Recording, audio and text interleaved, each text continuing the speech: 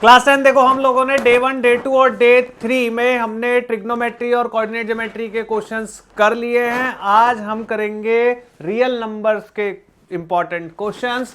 देखो पहला क्वेश्चन मैंने आपको दिया था, चेक वेदर 6 की power n can and with digit 0।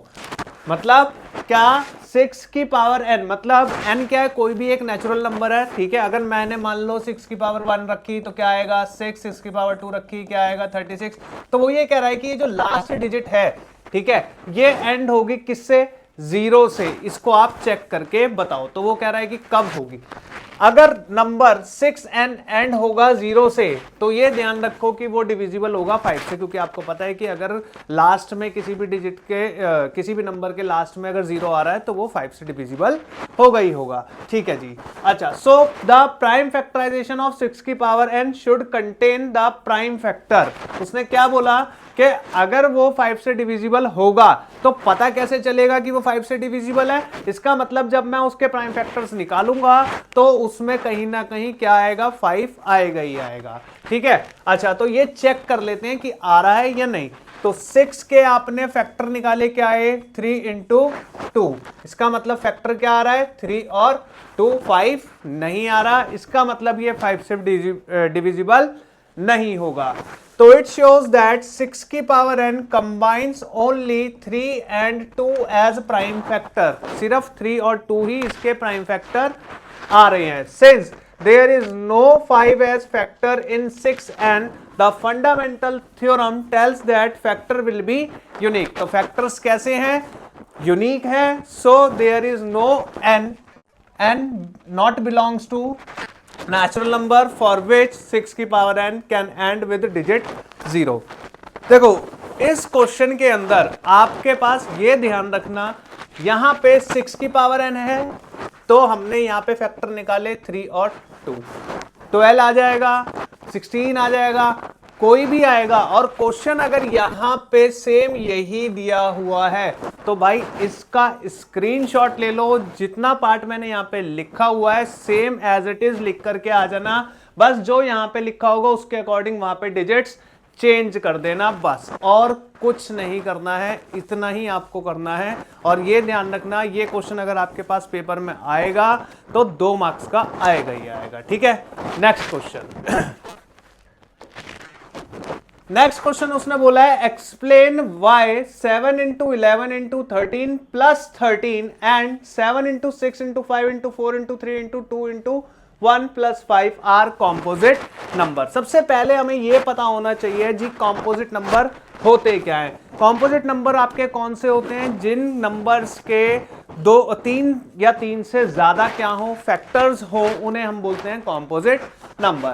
तो यहां पे आपके पास सबसे पहले क्या दिया है, 7 इंटू 11 इंटू 13 प्लस 13। तो आपने यहां पे क्या लिख लिया, 7 into 11 plus 7 into 11 into 13 plus 13 लिखा, और इतने पार्ट को आपने क्या कर दिया मल्टीप्लाई। तो क्या आया 1001 प्लस कर दिया उसमें 13, क्या आया 1014। 1014 के अगर मैं फैक्टर्स निकालूंगा, एलसीएम निकालूंगा, तो मेरे पास क्या आएगा 2 इंटू 3 इंटू 13 इंटू 13। तो इसका मतलब 3 आ गए, 2 3 13, ठीक है। तो इसका मतलब so it is the product of prime factor 2 3 13, hence it is a composite number, ठीक है। ये ध्यान रखना, ये क्वेश्चन भी अगर आपके पास आता है और यही बोलता है कॉम्पोजिट नंबर, आएगा ऐसा ही, कोई चेंज नहीं आएगा। डिजिट्स में चेंज आ सकता है, करना सेम यही पैटर्न है। पहले मल्टीप्लाई कर लो, फिर जो है उसको प्लस कर दो, जो नंबर आएगा उसके फैक्टर्स निकाल लो, मतलब उसका एलसीएम निकाल लो, ठीक है। जो एलसीएम निकालने पे नंबर्स आपको फैक्टर्स मिलेंगे वो लिख लो। 2 3 3 से ज्यादा होंगे तो आपके वो क्या होंगे, प्रोडक्ट ऑफ प्राइम फैक्टर्स लिखो और क्या बता दो कि ये आपका कॉम्पोजिट नंबर है। आगे उसने नेक्स्ट के लिए पूछा है 7 into 6 into 5 into 4 into 3 into 1 plus 5।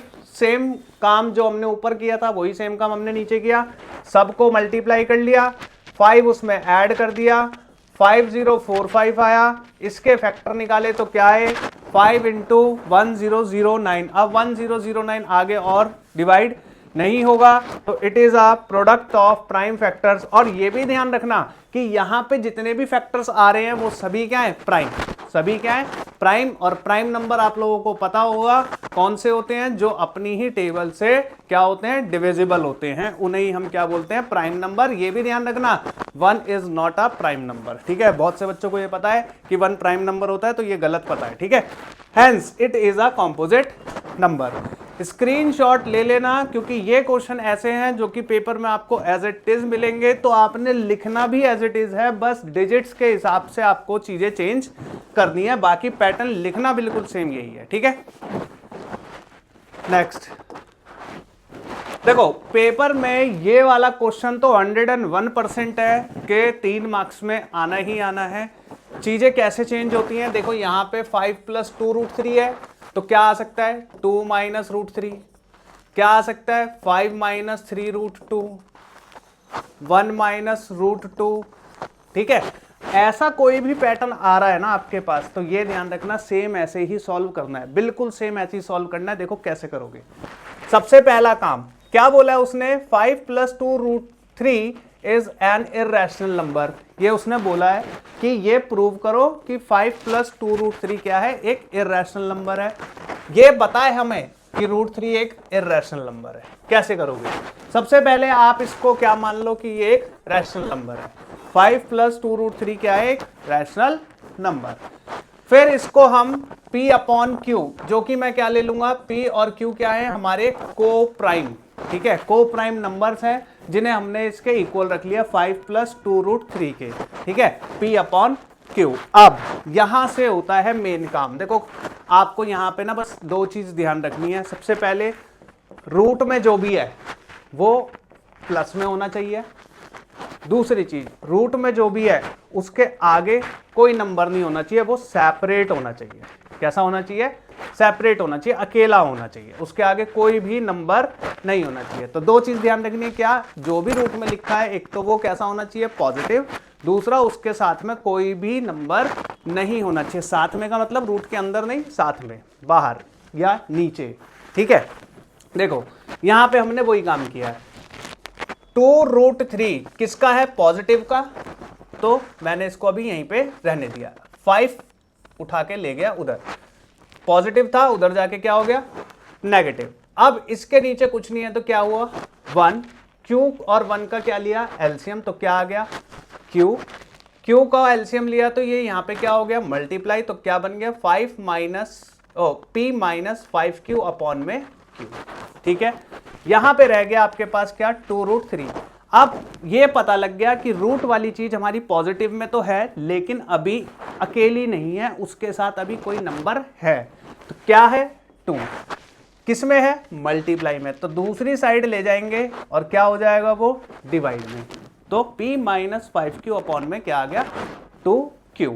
अब सबसे पहले यहां पे जो नंबर दिख रहे हैं ना डिफरेंट, क्या क्या दिख रहा है, P 5 2 Q, यही डिफरेंट है, इन्हीं को क्या लिख दिया, since P Q 5 2 all integers, integer है तो क्या है, रैशनल नंबर है, पहली चीज। अच्छा, अगर ये नंबर सभी इंटीजर है और रैशनल है तो इसका मतलब ये पूरा भी क्या है, रैशनल, तो मैंने ये भी क्या लिख दिया कि ये क्या है, रैशनल, ठीक है जी।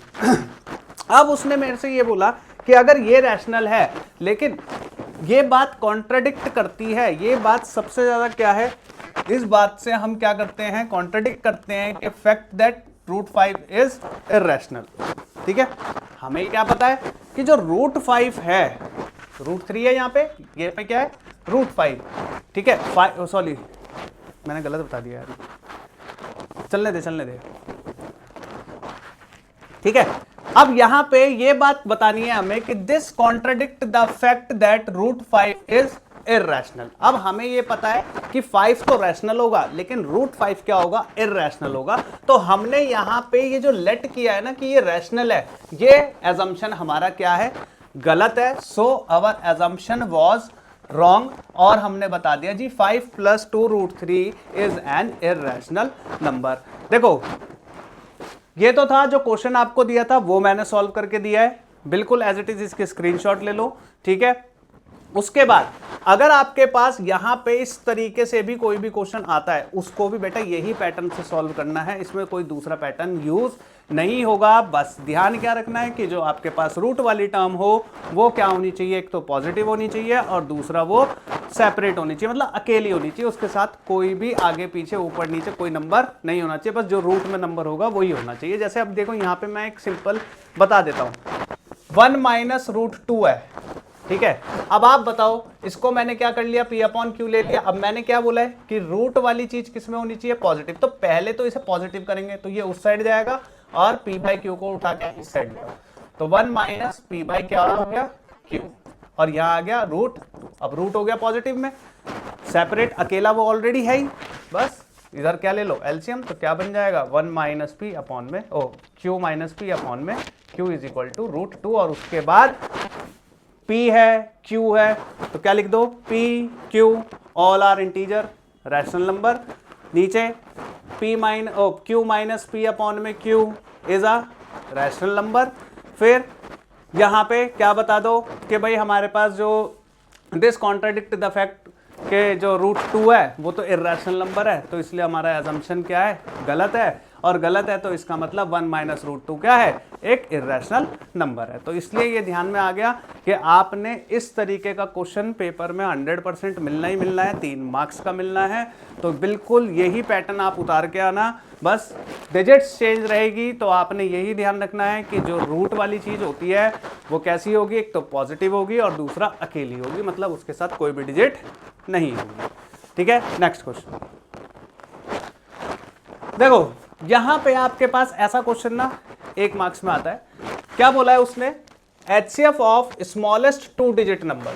तो सबसे पहले तो सबसे छोटा 2 डिजिट नंबर कौन सा है भाई, 10 है, ठीक है जी, और इवन नंबर बोला है उसने, ठीक है, कौन सा नंबर बोला है, इवन, तो भाई हमने लिख दिया जी 10, ठीक है। फिर उसने बोला है ग्रेटेस्ट 1 डिजिट इवन नंबर। अब सबसे बड़ा 1 डिजिट का इवन नंबर कौन सा होगा जी, 8। उसने बोला दोनों का क्या निकालो, HCF, कोई दिक्कत नहीं है जी।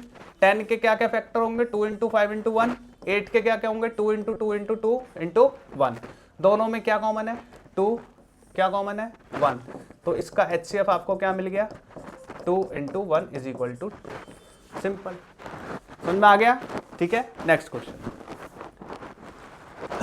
देखो, उसने बोला है कि HCF of 90 and 144 is expressed in the form of 17m minus 16, कि अगर मैं 90 और 144 का HCF इस फॉर्म में एक्सप्रेस करूं तो मेरे को फाइंड करो m की वैल्यू क्या होगी।